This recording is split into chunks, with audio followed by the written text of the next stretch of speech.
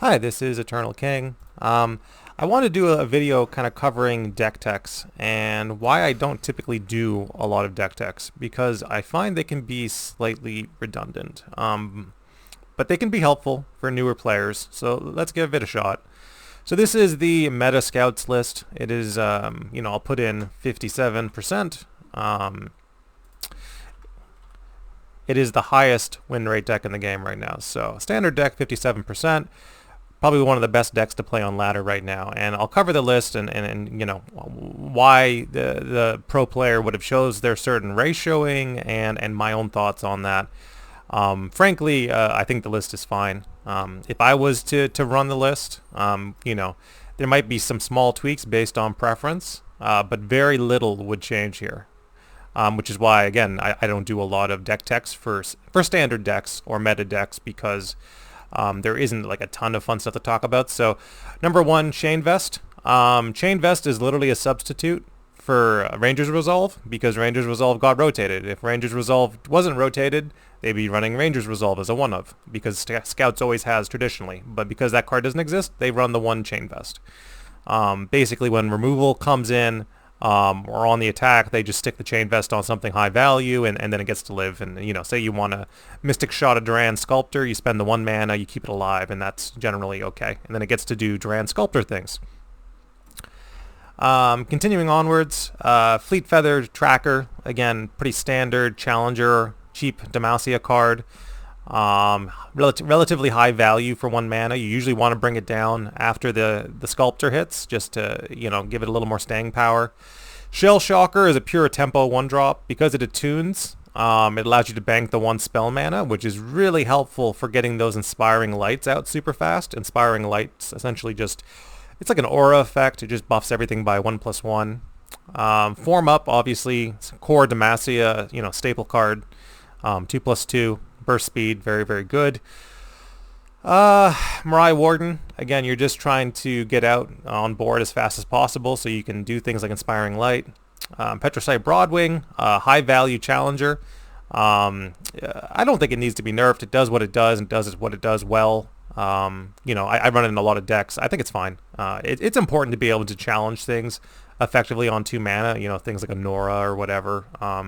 I don't think it's like a toxic card or anything. It's good. It's a good card. Good Demacia card. Demacia needs good cards to stay relevant. Misfortune, of course. Pew Pew. Vanguard Sergeant.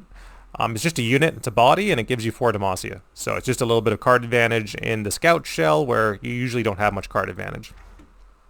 Island Navigator, of course, core Scouts card. Again, lets you go wide, and it lets you attack twice.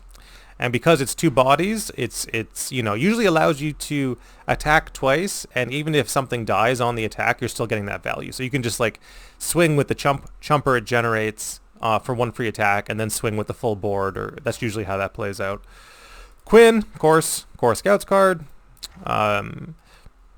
Scrutinizing Sergeant, again, I like this card a lot. I use it in Elites quite often.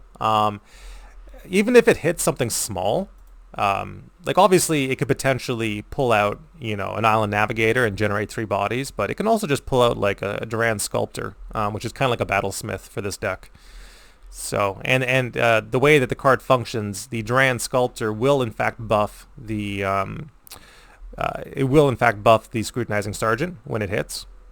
And the same thing could be said if you pull out something like a Elmheart. The Scrutinizing Sergeant hits first, and then the Elmheart gets summoned, and then the Scrutinizing Sergeant gets the buff. So very good Demacia card as well. Some of the ratioing decisions here is just like 2-2-2, and that's just so you're not overdrawing certain cards. You don't need 3 4 Demacias. That's too many 4 Demacias. You don't want 3 Scrutinizing Sergeants, mostly as a curve consideration.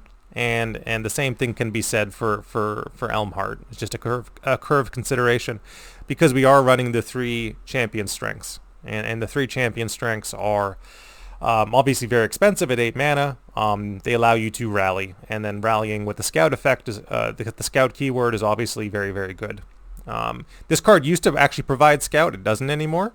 But of course you can just run Scout units and it's the same thing. So And also the fact that it's 8 mana now versus 9 mana almost makes it a little bit better for the scout deck specifically, which might be why it's performing so well right now. And just things are generally fairly well balanced. So when you have a balanced metagame, Demacia does well. So yeah, again, like that's the deck tech. It's not exceptionally exciting. There's very little to talk about here in terms of what's going on and choices I would make differently. Now, if you talk about how I build a deck, you know, I'm a Masters player. I go full in on synergy, right? Like I'm a meme lord. I go right in for it. So this is my, you know, I called it the day one ramp control list, and I still play this to this day on Eternal Ladder, and it does great. And you know, you've got your Faces of the Old One, ramp. We've already talked about why Scholarly Pioneer is my favorite new card in the game. But for those that missed that, it's just that it generates so many unique answers to different problems that it's a staple Freljord card in a slower list, in my opinion. Valyr's Prophet generates a landmark that ramps. Sunburst, again, I like my ramp deck to have answers, which means solid single target removal. So I do run Sunburst as a 3 of. You know, Nasus can't go over your head. You just snap Sunburst the Nasus and problem solved. Winter's Touch, of course, ramp or draw depending on what you need, the stage of the game you're in. So very good card. Wild Mysticism, core ramp card, generates a chump body. Sometimes the chump body gets big. This was a card that I think is probably the best new ramp card printed in a long time. The fact that that 7 mana slot has never really been properly occupied for a ramp deck is you know, a wonder to behold. That like there's just never been anything good to play on 7. Well, you can play this on 7 now, and you can play your Asoul or your Volibear and then on the following turn, and that's good enough. And then bank some mana for, you know, a Feel the Rush play or something. Seismic Shard, 4 mana Vengeance at slow speed. So again, happy to run it as a 3 of. You know, depending on the metagame, if the meta of Eternal is more aggro focused, then you start teching in AoEs. But I tend not to. I tend to just run It That Stares and just snap that on 8 and do 3 to everything, and that's good enough. It's generally speaking a better tempo play than like just hard running Avalanche. There's very little reason to do so because Avalanche, if you don't know the meta, Avalanche can just not be a card in so many matchups. So I just tend not to run it. I would rather just run the Sunburst and the Seismic Shard and the Scholarly Prophet to drag stuff early on, chump out the board, and then, you know, if I get blown out by like an Elusives deck or something, fine, whatever, you know, it happens. But I'd rather, you know, win the matches that I'm going to win 100% and then lose the matches I was going to lose anyway 100%. That's typically how I deck build. Volibear, of course, amazing tempo card. It's basically a 9 mana It That Stares and it's a champion, so why wouldn't you love that? Asoul is your kind of your end game turbo win con, where you snap level the Asoul and then you're just like, okay, now I have infinite card value for the rest of the game. How are you going to win that? And typically their Nexus will just explode at that point, because this deck does turbo Asoul so effectively while also answering their big stuff so effectively. That's really the core of the deck, is just go over people's heads and beat every mid-range deck, you know, probably beat most control decks, you know, beat a lot of combo decks, only lose to hard aggro. And like that's the point of the deck, and that's how I build.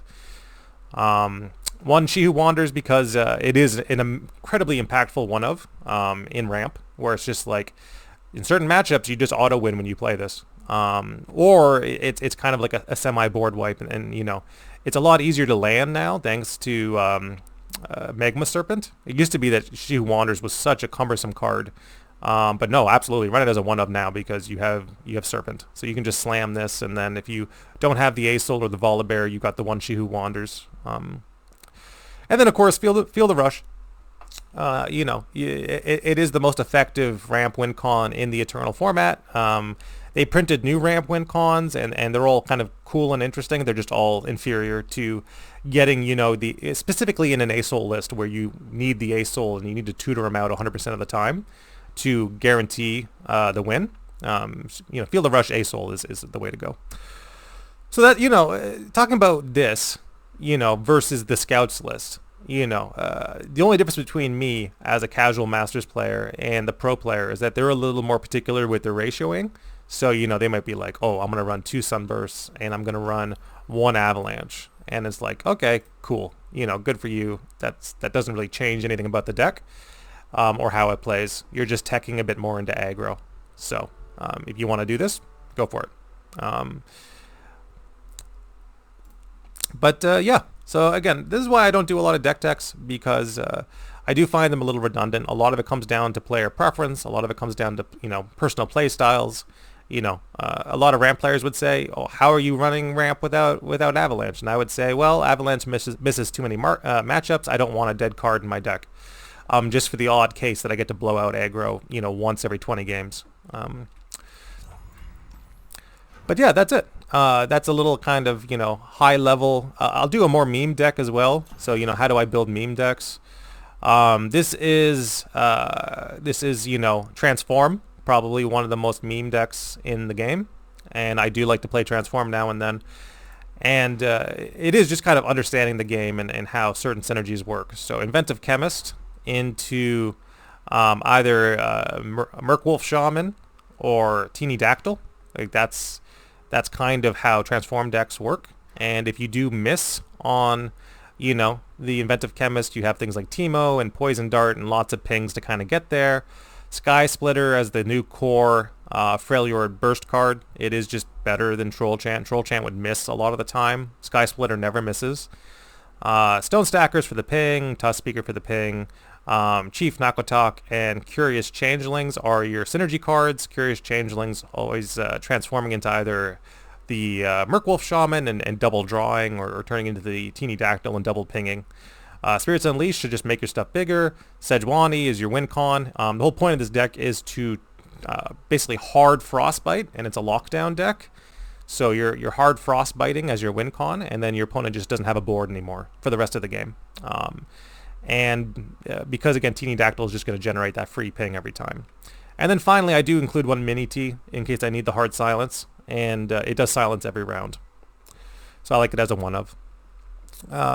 So again, that's how I build decks. I keep my ratioing very simple. I keep my synergy very high, and I go full in on the meme. And again, there is room for it on Master's Ladder to play that way. So absolutely. That's just kind of my approach to how I build decks. You might agree, you might disagree, but I think it's a lot of fun. All right, this is Eternal King signing out.